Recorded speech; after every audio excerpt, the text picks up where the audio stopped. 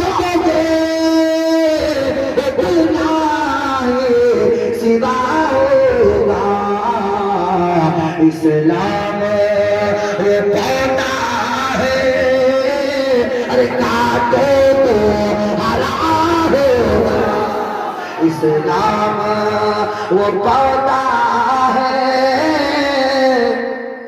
काटो तो हरा होगा। जितनी साजिशें हो रही है पूरी दुनिया के अंदर इस्लाम और मुसलमान उसी तेजी के साथ फैल रहे हैं। मैं 2 दिन पहले गाँव गया था तकरीर करने के लिए, वहां पर एक नया आदमी मुसलमान हुआ था। मैंने जब चंदे के बारे में, चूंकि माहौल था चंदे का, चंदा करवा दीजिए, तो मैंने जब चंदे के बारे में बोला तो उसने सबसे ज्यादा बढ़ चढ़ करके हिस्सा लिया। आज आप अपने माशरे में सुधार पैदा कर ले, आप सच्चे वाले मुसलमान बन गए, आप ईमान के पक्के हो गए। आज मामलात आपके दुरुस्त नहीं है, अगर आपके मामलात दुरुस्त हो जाए तो पूरी दुनिया की ताकत तुम्हारे कदमों में हो गई और लोग उनसे मुतासिर होकर के मुसलमान बने। अपने कैरेक्टर को सही करो, अपने हालात को सही करो, अपना माशरा दुरुस्त करो, इंशाअल्लाह कामयाबी तुम्हारे ही नसीबे में है। कामयाब तुम ही हो, तुम ही कामयाब रहने वाले हो। हमारे औलाद के नबी सुभान अल्लाह कहते या रसूल अल्लाह, हम इसलिए अल्लाह की हमदुसना बयान कर रहे हैं कि परवरदिगार आलम ने हमें इस्लाम जैसी अजीम नेमत अता फरमाई। हदीस से पाक मुस्लिम शरीफ की उठा करके देखो, बहकी ने भी रिवायत किया है। सरकार सल्लल्लाहु अलैहि वसल्लम इरशाद फरमाते हैं और साहबा कहते या रसूल अल्लाह, हम अपने नसीबे पर जितना नाज करें कम है कि परवरदिगार आलम ने आप जैसा रसूल, आप जैसा महबूब हमें अता फरमाया। वमन्ना अलैना बिक, या रसूल अल्लाह, अल्लाह की हमदो सना से ये बयान कर रहे हैं कि आप जैसा खूबसूरत और खूबसीरत ऐसा रसूल अल्लाह फरमाया है। रसूलों ने भी कह दिया, नबियों ने भी कह दिया था, ऐ खालिके कायनात, अपना महबूब मेरे सामने भेज दे ताकि हम भी उम्मती होने का शरफ हासिल कर ले। वो नबी, वो रसूल जिसका कलमा तमाम अंबिया पर है, तमाम रसूल पर है। ऐ परवरदिगार आलम के प्यारे महबूब, अल्लाह का बहुत बड़ा एहसान है कि उसने आप जैसा रसूल हमें अता फरमाया, जो सबसे अलग है, सबसे जुदा है। तमाम दुनिया की खूबसूरती, हुस्न और जमाल एक तरफ, और नबी पाक के नालैन की खूबसूरती और हुस्न जमाल एक तरफ। प्यारे आका के हुस्न जमाल तो बहुत दूर की बात है, नबी पाक के नालैन के का मुकाबला पूरी दुनिया नहीं कर सकती। सरकार का तज़किरा हो रहा है, सुभान अल्लाह, सरकार का तज़किरा हो रहा है। कुरान पढ़ते रहते हैं, मैं कुरान की बात इसलिए ज्यादा करता हूँ ताकि वो भी समझ जाए। तो इंतजार कर रहे हैं कि अंतिम अवतार आने वाला है, अंतिम संदेश का आएगा, घोड़े की सवारी करेगा, ऊंट की सवारी करेगा। कहते महाराज आशुमा शुभरुहा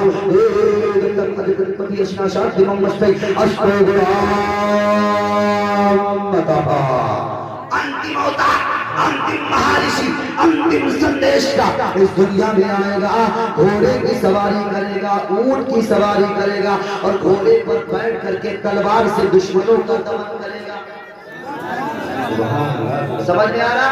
समझ में आ रहा तो बोलिए सुभान अल्लाह। हाथों को बुलंद करते रहिए, मुस्कुरा करके सुभान अल्लाह कहते रहिए, मैं बयान करता रहूंगा। बोलिए। पहले महाराज आशो कहते घोड़े को, घोड़े की सवारी करेगा, ऊंट की सवारी करेगा। एक घोड़ा, एक जानवर, एक सवारी उसे ऐसी दी जाएगी कि उस सवारी से एक लम्हे में जमीन से आसमान का सफर वो पूरा करवा लेगा। मेराज वाली देखो, अल्लाह ने कौन सी सवारी भेजी थी? एक लम्हे में जमीन से आसमानों का सफर वो सवारी पूरी कर लेती है। आओ सरकार सल्लल्लाहु अलैहि वसल्लम बात बहुत पते की बताई है, यहाँ बहुत पते की बताई है। मैंने आगे पूछ लिया महाराज और बताओ और क्या खुसूसियत है? घोड़े की सवारी करता है, ऊंट की सवारी करता है, घोड़े पर बैठ करके दुश्मनों का दमन करेगा तलवार से, और एक सवारी उसको ऐसी मिलेगी जो जमीन से आसमान का सफर एक लम्हे में पूरा करेगा। ये खुसूसियत है हमारे और आपके नबी की। बोलो है कि नहीं? आज जो अंतिम संदेशा के मुंतजिर है, मैं पूछना चाहता हूँ, आज रेलगाड़ी का जमाना है, हवाई जहाज का जमाना है, आज मोटर कार का जमाना है। लोग घोड़े की सवारी नहीं करते, अगर कोई करता भी है तो शौकिया करता है। बोलो है कि नहीं है? अगर कोई ऊंट पर राजस्थान में जाकर के बैठता है तो शौकिया बैठता है, वो मुकम्मल इसकी सवारी नहीं करता है। और अगर इसकी सवारी करना शुरू कर दे तो महीनों का काम साल में लगेगा पूरा होने में।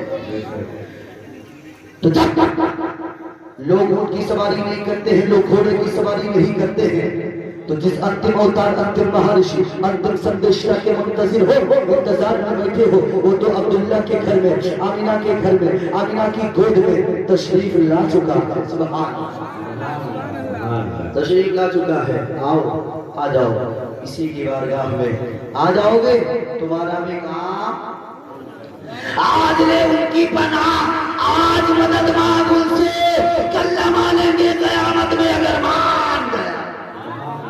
अच्छा है तुम्हें वक्त मिला है, आ जाओ ईमान जैसी दौलत ले लो, तुम कामयाब हो जाओगे। अब यहाँ पर मैंने जब ये हदीस पाक बम्बई की सरजमीन पर पढ़ी तो वहाँ पर एक शख्स ने एतराज कर दिया। एतराज सरकार सल्लल्लाहु अलैहि वसल्लम पूछते हैं, प्यारे सहाबा कर क्या रहे हो?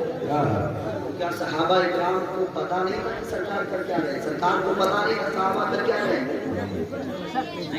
सरकार को पता नहीं था कि सहाबा कर क्या रहे हैं, जबकि तुम दावा करते हो कि सरकार को तो इल्म है, सरकार गैब की बातें जानते हैं, सरकार पीठ पीछे हो क्या रहा है ये भी जानते हैं, और तुम कहते हो कि अगर सरकार को कहीं भी किसी जगह से भी याद किया जाए, वो याद करने वाले की सुनते भी हैं पर याद रसी भी करते हैं, मदद भी करवाते हैं। आला हज़रत सरकार इसको मस्ती के शहरियार बड़े प्यारे अंदाज में कहते हैं कि फरियाद उम्मती जो करे हाल सार में, फरियाद उम्मती जो करे हाल सार में, अरे मुमकिन नहीं कि खैर बशर को खबर न हो, अरे मुमकिन नहीं कि खैर बशर को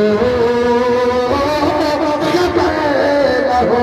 एतराज कर दिया, तुम्हारा मानना है, तुम्हारा ईमान है, तुम्हारा अकीदा है कि तुम्हारा नबी वो भी जानता है तो उसके सामने मौजूद ना हो। मैं कहता हूँ अरे बदबख्त, तुम नबी का तर्जमा कर लेता तो तुझे पता चल जाता कि नबी कहते उसको है जो गैब की बातें बताने वाला हो।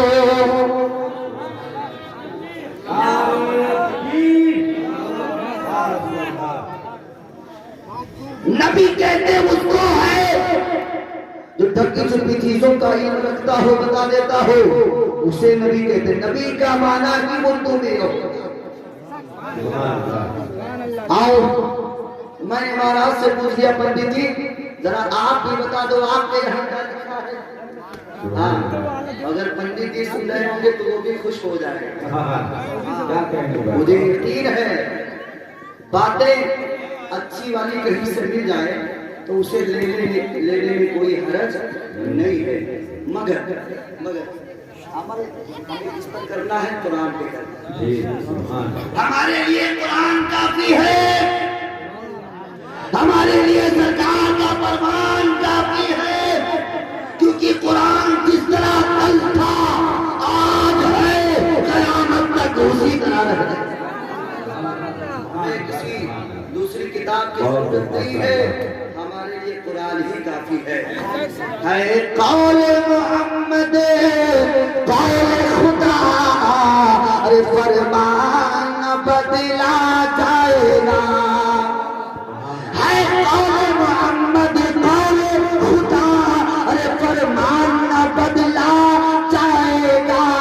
और बदलेगा जमाना लाख मगर कुरान न बदला।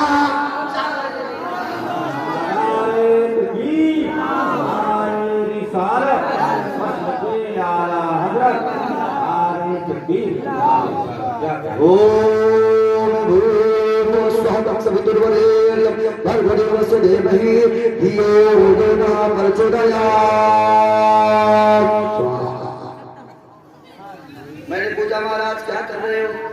कहा तुम सुन नहीं रहे? मैंने कहा बता दीजिए। कहा कि हम गायत्री मंत्र पढ़ रहे हैं। बात जहन में है कि नहीं? है जहन में? जहां मैंने छोड़ा था वहीं आ जाओ, लौट आओ। मैंने कहा महाराज क्या पढ़े? कहा गायत्री मंत्र। कहा तर्जमा बता दो।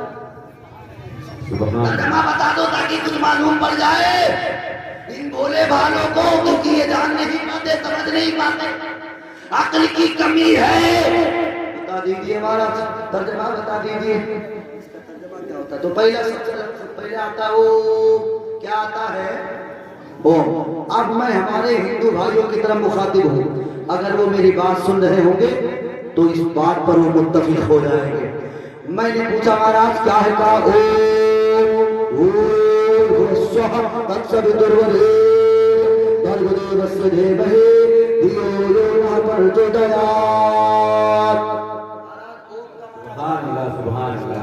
ओम का माना बता दीजिए। अभी बात आया हो जाएगी। ओम असल में है क्या?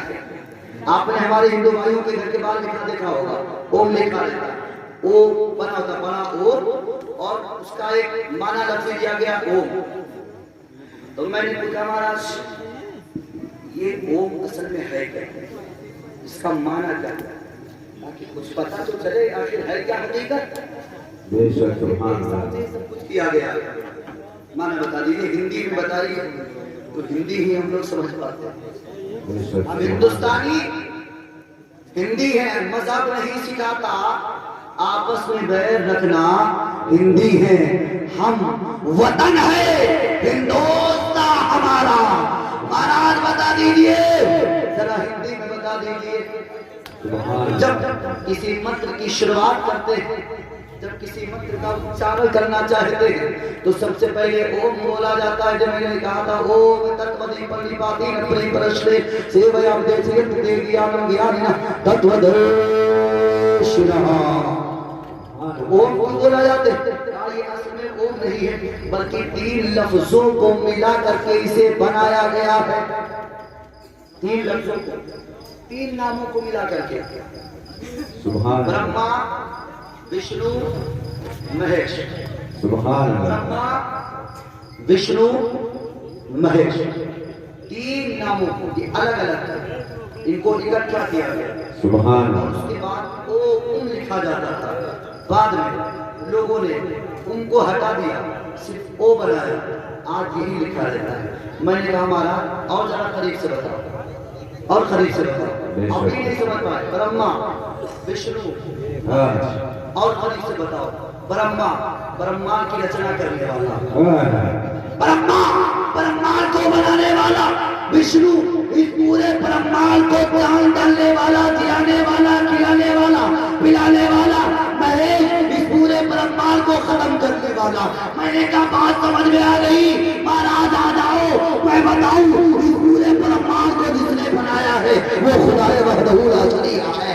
जो रोजी देता है वो खुदाए वहदहू ला शरीक है, और जो मौत देने वाला है वो ही परम खुदाए वहदहू ला शरीक है। सुभान अल्लाह। नारे तकबीर, नारे रिसालत, मसके आला हजरत, नारे तकबीर, नारे रिसालत। क्या कहने हैं? सुभान अल्लाह। तीनों को अलग अलग मत देखो, महाराज आओ मुझसे सीखो। ये तीनों अलग अलग नहीं है, बल्कि ये तीनों एक है।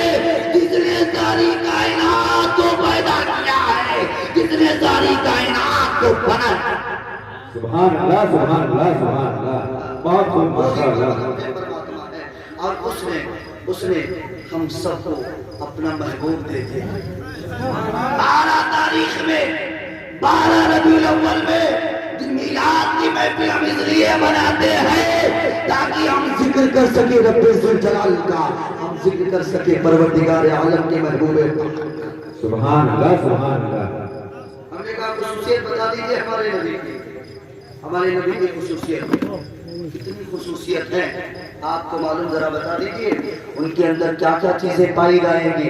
तो कहते महाराज आगे बताते हैं, परिज्ञा मुनिमुक्ता इंद्रिय मशरुज्ञान बहुभाषिकानम दान देवतम श्रुति ज्ञान प्रापरम कृत्यज्ञानम स्वाहा। काम परमेश्वर परमात्मा जब अपने दूत अपने अवतार को, अपने नबी को, अपने महबूब को इस दुनिया में भेजेगा तो उसके अंदर आठ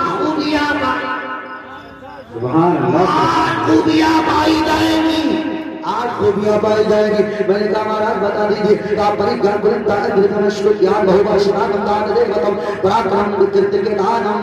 कहा मैंने जरा करीब से बताओ, हिंदी में समझा करके बताओ सुभान अल्लाह, सुभान अल्लाह। क्या होता है तो पहली खूबी बता दी, वो अंतिम होता है, अंतिम महर्षि अंतिम संदेश का जब इस जमीन पर आएगा तो परिज्ञा, उसके अंदर ऐसा ज्ञान होगा, उसके अंदर ऐसा इल्म होगा, उसके अंदर ऐसी खूबी होगी कि अगर उसके सामने कोई चीज मौजूद हो जब भी बता देगा, और अगर उसके सामने कोई चीज मौजूद ना हो तो वो भी बता देगा। सुभान अल्लाह, सुभान अल्लाह, सुभान अल्लाह। अरे हमारे हिंदू भाइयों के किताबों में भी ये बता दिया गया कि वो अंतिम अवतार जब आएगा तो उसके अंदर जो पहली खूबी होगी वो परिज्ञा की होगी, ऐसा ज्ञान जो बगैर देखे बता दिया जाए, जिसे हम अपनी जबान में इल्मे गैब कहते हैं। सुभान अल्लाह, सुभान अल्लाह। बोलो सुभान इल्मे अल्लाह। गैब क्या बता दिया गया, कुलिंदा बता दिया गया, अच्छे खानदान में पैदा होगा, 100 ग्राम मुख्य परम बरस महत्वना, अच्छे गांव में पैदा होगा, अच्छे स्थान में पैदा होगा। और आगे बता दीजिए, कहा वो जब आएगा उसका खानदान निराला होगा, उसके बाप का जवाब नहीं होगा, उसकी माँ का जवाब।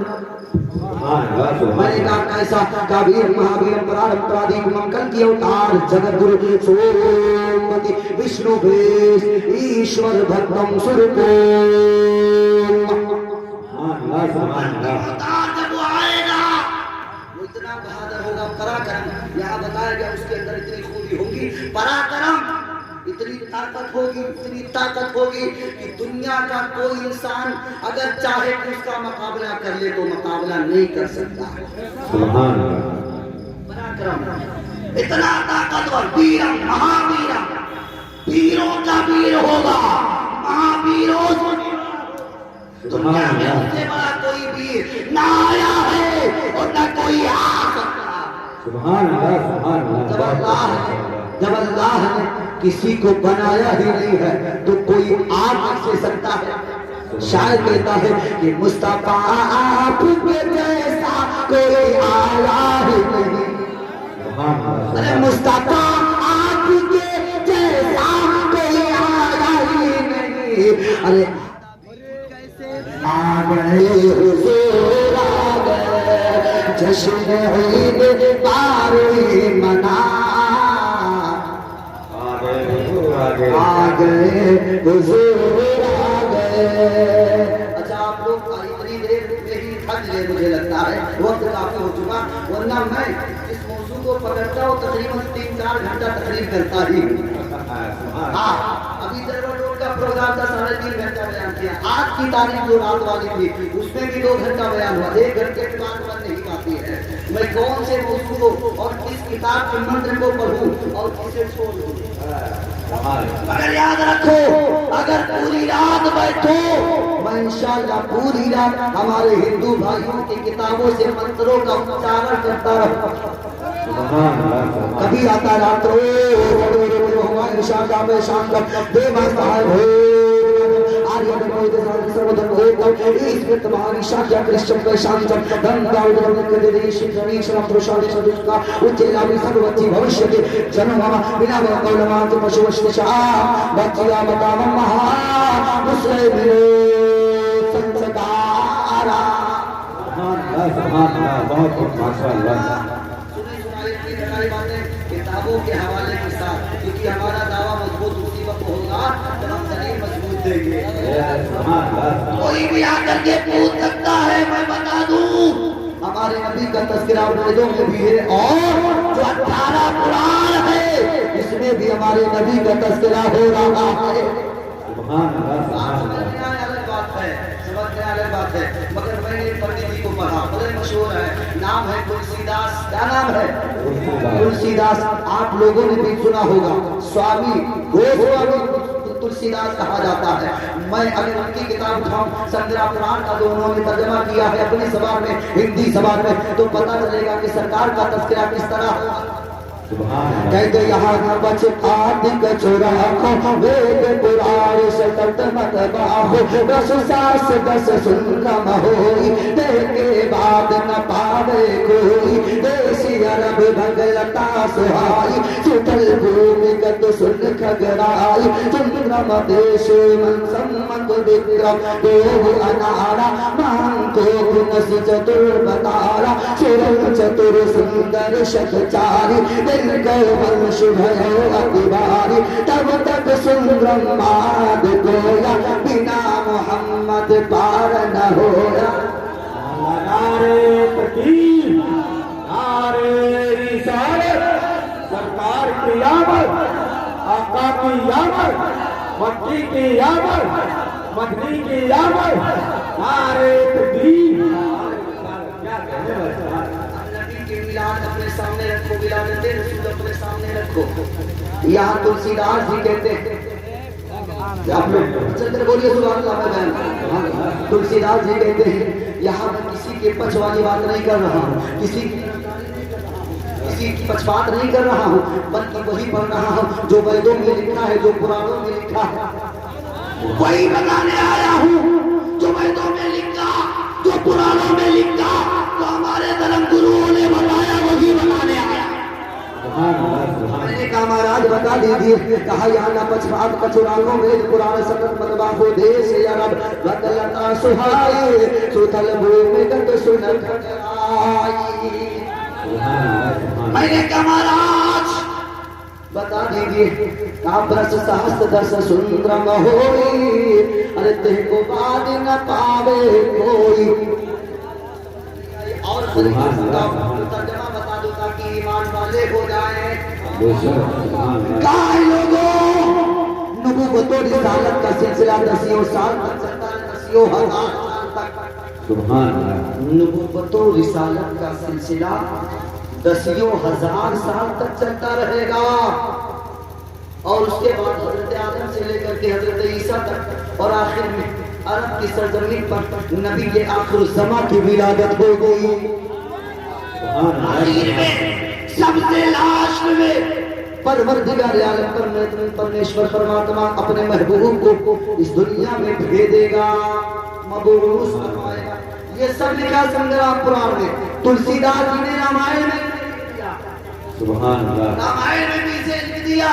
समझ जाओ, पढ़ो, यही है इसकी प्रतीक्षा कर रहे हैं। सुभान अल्लाह। एक बात और बता दो, बड़ी जरूरी बात बताओ, आप लोग सुनेंगे।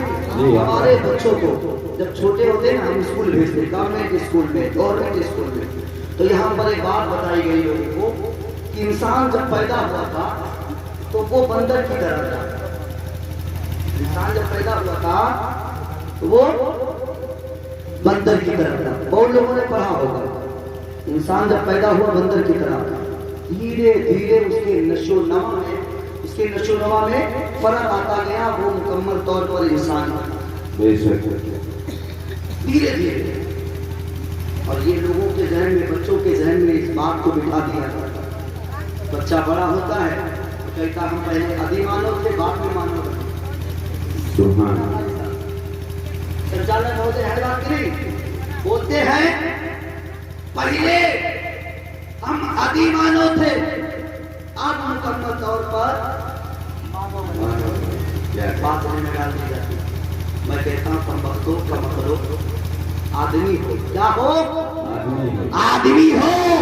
अरे तस्लीम कर लो, तुम सबके बाप हजरत आदम है। तुम सबके बाप हजरत आदम है। वो परवरदिगार आलम ने हजरत आदम को हसीनो जमीन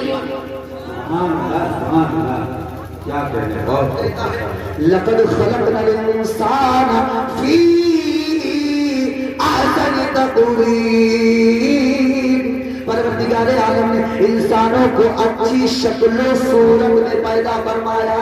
सुभान अल्लाह सुभान अल्लाह। आदि ईमान नहीं थे, बल्कि हमारा ईमान है कि हम सबके बाप हजरत आदम अलैहिस्सलाम को परवरदिगार आलम ने अच्छी शक्ल और सूरत में पैदा किया।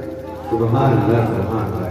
शक्ल सूरत में परवरदिगार आलम ने, आपने देखा सुना भी होगा कि अल्लाह रब्बुल इज्जत ने जब हजरत आदम अलैहिस्सलाम को पैदा फरमाया, मिट्टी से आपका जिस्म बनाया, रूह नहीं डाली, जिस्म बनाया। जब रूह डाली तो रूह ने कहा, ऐ परवरदिगार आलम, ऐ खालिक, प्राण देना, क्या कहने प्राण देना है, घुटन महसूस होती है। परवरदिगार आलम ने कहा ठीक है। परवरदिगार आलम ने एक नूर को हजरत आदम अलैहिस्सलाम की पेशानी में डाला। सुभान अल्लाह। रोशन हो गए। परवरदिगार आलम कौन सी चीज डाल दी है कि मेरा पूरा जिस्म रोशन हो गया? कहा मैंने अपने महबूब के नूर को तुम्हारी पेशानी में डाला। सुभान अल्लाह। काय परवरदिगार आलम उस पेशानी को जरा मैं उस नूर को मैं भी देखना चाहता था। परवरदिगार आलम ने उस नूर की एक झलक हजरत आदम अलैहिस्सलाम के अंगूठे में डाल दिया। हजरत आदम अलैहिस्सलाम ने अंगूठे को चूम लिया। सुभान अल्लाह। सरकार का नाम आए, अंगूठे को चूम लिया करो, क्योंकि ये तुम्हारे बाप हजरत आदम अलैहिस्सलाम की सुन्नत है। सुभान अल्लाह सुभान अल्लाह। बहुत माशाअल्लाह। हजरत आदम अलैहिस्सलाम ने चूमा, नूर को डाला हजरत आदम अलैहिस्सलाम की, और वो नूर मुंतकिल होता था पाक जिस्मों से पाक रहमों में, पाक जिस्मों से पाक रहमों में होते हुए वो रूह, वो नूर हजरत अब्दुल्लाह के पास पहुंचा, और उसके बाद वो नूर मुंतकिल हुआ हजरत आमिना रज़ियल्लाहु ताला अन्हा के रहम में। सुभान अल्लाह सुभान अल्लाह। हजरत आदम अलैहिस्सलाम से पाक जिस्मों और पाक लोगों से ये नूर आगे बढ़ी। पाक लोगों को आप जानते होंगे, उलमाए किराम से आपने सुना होगा, मगर नबी पाक सल्लल्लाहु ताला अलैहि वसल्लम का नूर कहाँ किन किन के पास से होता हुआ आगे बढ़ा, सुनेंगे आप लोग। हमारे देखिए स्टेज पर मधुर कंठियां भी मौजूद हैं। सुभान अल्लाह। बहुत मुतरन्निम आवाज में ये कोयल की तरह आप सबको सुनाएंगे इंशाअल्लाह। मगर एक ऐसा शजरा, एक ऐसा शजरे नसब जिस पर तमाम शजरे कुर्बान हो गए। सुभान अल्लाह। मैं पढ़ना चाहता हूँ, आप लोग सुनेंगे तो मचल कर बोलिए सुभान अल्लाह।